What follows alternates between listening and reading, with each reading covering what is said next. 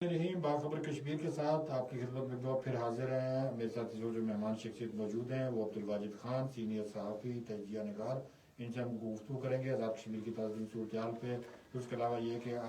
Election जो शुरू हुए हैं आज़ाद कश्मीर असम्बली के काउंसिल असम्बली के इंतखाबात जिसका शेड्यूल जारी हो चुका है, मुख्तलिफ सियासी जमातों ने टिकट भी अनाउंस कर दिए हैं, उसकी तफसील से भी वो आगाह करेंगे। वाजिद साहब बहुत शुक्रिया, आपने अपना कीमती वक्त अनायत फरमाया। कैसे मिजाज हैं आपके? अल्लाह का शुक्र जी। अच्छा भाई साहब, आप बड़े बाखबर साथी हैं और बड़े मुताबिक हैं और आप अपनी पेशा वराना जिम्मेदारियों की वजह से अक्सर मसरूफ़ रहते हैं। शुक्रिया आपने वक्त दिया। तो आप क्या देखते हैं आज़ाद कश्मीर में जो मौजूदा सूरत हाल है, कल अदम करार दी जाने वाली जॉइंट एक्शन कमेटी की जाने की जो एक एहतजाज की कॉल दी थी 9 जून को, अब तक की सूरत हाल क्या है? बिस्मिल्लाहिर्रहमानिर्रहीम। आज़ाद कश्मीर के अवाम ने इस 10 दिन के दौरान वो दुख देखे, वो परेशानी देखी जो माजी में भी कभी नहीं देखी थी। मेरे वालिद साहब की उम्र 84 साल है और वो बता रहे हैं कि कभी हमने ऐसे हालात नहीं देखे, क्योंकि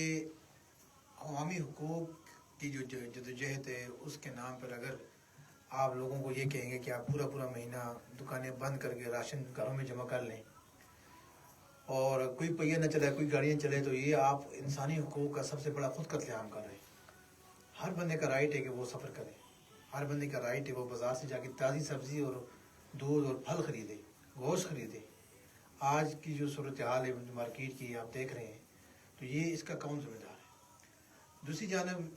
एक हुकूमत की जानिब से मुज़ाकरात के लिए और उनकी जानिब से जो कलदम तंजीम है उसकी तरफ से भी मुज़ाकरात के लिए कुछ चंद शराइत दी गई हैं और हम पर उम्मीद हैं कि हुकूमत भी इसमें बड़ेपन का मुजाहिरा करेगी और कमेटी को भी चाहिए कि वो भी अब बैक फुट पे आ जाए, ताकि आवाम की जो परेशानी है, आवाम की जो मुश्किलात हैं उसका अब ख़ात्मा हो, क्योंकि लोग ज़्यादा देर तक सर्वाइव नहीं कर सकते। अक्सर दिहाड़ीदार लोग मजदूर हैं, बाइकर चलाने वाला, रिक्शा चलाने वाले। इस तरह के मैं आपका प्रोग्राम सुन रहा था अपने घर में और लाड नज़ीर साहब आपके साथ कोई गुफ्तगू कर रहे थे, मैंने वो गुफ्तगू FM भी सुनी, तो मैं बड़ा मुतासर हुआ उनकी गुफ्तगू से। उन्होंने भी वहाँ यानी कि UK में बैठ के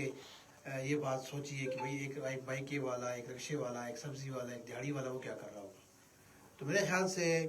इस वक्त है वो एहतजाज का, प्रोटेस्ट का, इन चीज़ों का नहीं है। दुनिया इस वक्त बहुत आगे चली गई है और हमारे वज़ीर-ए-आज़म पाकिस्तान और फील्ड मार्शल इस वक्त दुनिया में अमन की जो आशा लेकर गए और एक सालिस के तौर पर उन्होंने आज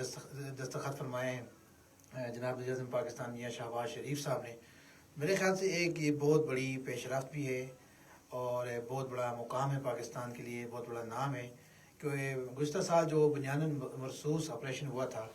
और उस 3 दिन की लड़ाई में अल्लाह ताला ने पाकिस्तान को जो फतह मुबीन दी थी उसका समर ऐसा हुआ कि अमेरिका समेत तमाम जो आलमी ताकतें हैं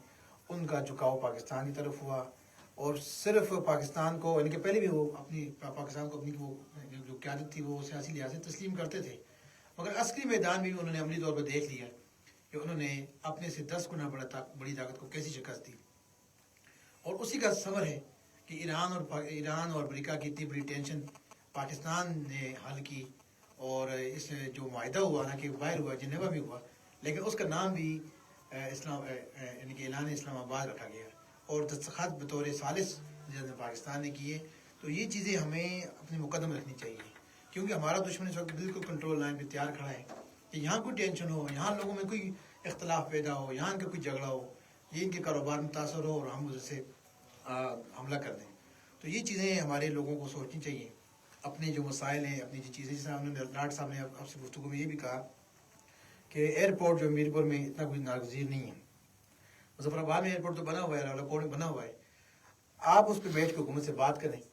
कि इसको कैसे आप सकते हैं, कोई प्राइवेट फार्म आ जाए। पाकिस्तान खुद अपने PIA उन्होंने उसकी प्राइवेटाइज किया है हालात की वजह से। तो हमें हर चीज़ देखनी चाहिए। एक किसी का कोई कफील होता है, वो उसको रोज़ाना ख़र्चा देता है 500-1000 रुपये, तो जब वो गरीब हो जाता है या उसके माली हालात का मुकाम हो जाता है, वो अगले का भी फ़र्ज़ बनता है कि वो उसके हालात को देख के बात करे। ये ना होगा उसको गरिमान पकड़ लेनी तो मुझे दोगी। तो एक जिसको कहते हैं कि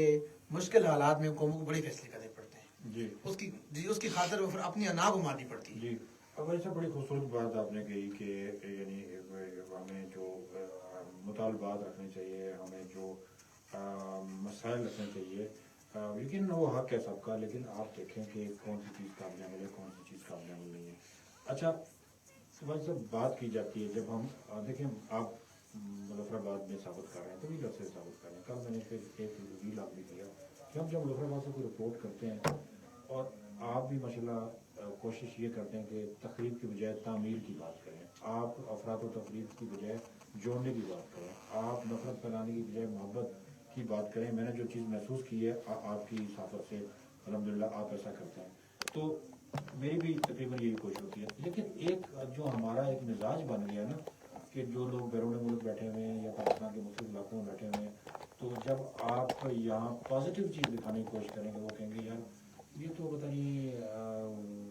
غلط بات کر رہا ہے، یہ شاید ان کو مزہ نہیں آ رہا ہوتا ہماری بات سننے میں، وہ چاہتے ہیں کہ ہم افراتفری پھیلائیں، ہم بدتمیزی کریں کسی کے ساتھ، ہم کسی کو گالی دے کے ویلاگ کریں، ہم کسی کو تانا جو ہے نا دے کے ویلاگ کریں، ہم کسی کو جو ہے نا توہین کر کے توہین ہمیں القاب سے گفتگو کریں تو تب لوگ پسند کریں گے۔ یہ جو ہمارا رویہ ہے ویسے تو مجموعی ان لوگوں کے، ان صحافیوں کے بارے میں جو اچھی اور تعمیری چیز دنیا کو بتانا چاہتے ہیں، اس رویے کو آپ کیا کہیں گے؟ بہت اچھی آپ نے بات جو ہے نا شروع کی ہے، میں آپ سے بڑی دل کی باتیں کر رہا ہوں کہ 1947 میں جب پاکستان معرض وجود میں آیا، اس وقت سے لے کر 1971 تک جب پاکستان دو لخت ہوا، بڑے بڑے عجیب واقعات ہوئے۔ پاکستان کی حکمرانوں نے بڑے بولڈ فیصلے لیے،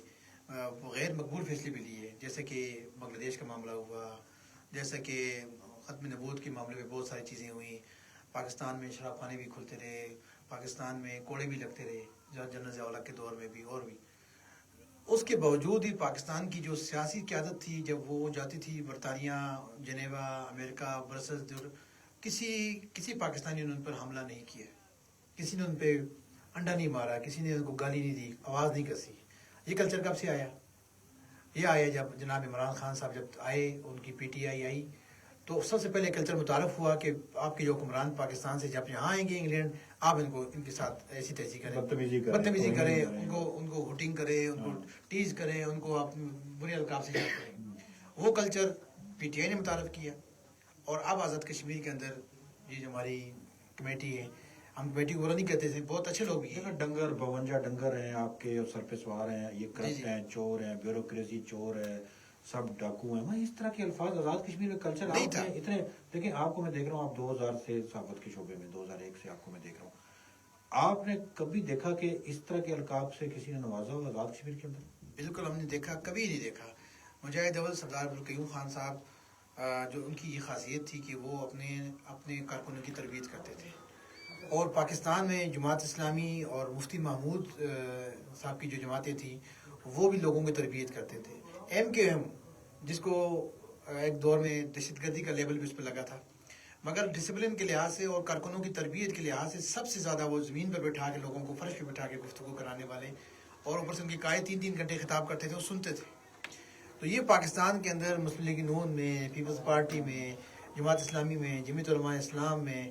سب جماعتوں میں یہ کلچر موجود تھا کہ وہ اپنے کارکنوں کی تربیت کرتے تھے۔ جی آزاد کشمیر میں بھی وہی کلچر اڈاپٹ ہوا،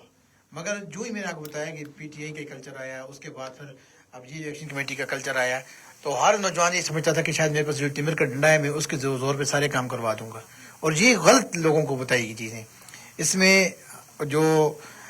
سب سے زیادہ متاثر ہوئے وہ یعنی کہ صحافی متاثر ہوئے، وہ وکلا جو ہم بڑھتے ہیں ایک بریک کی جانب، بریک کے بعد آپ کی خدمت دوبارہ حاضر ہوں گے، جڑے رہیے 99.4 کشمیر نیٹ ورک سے۔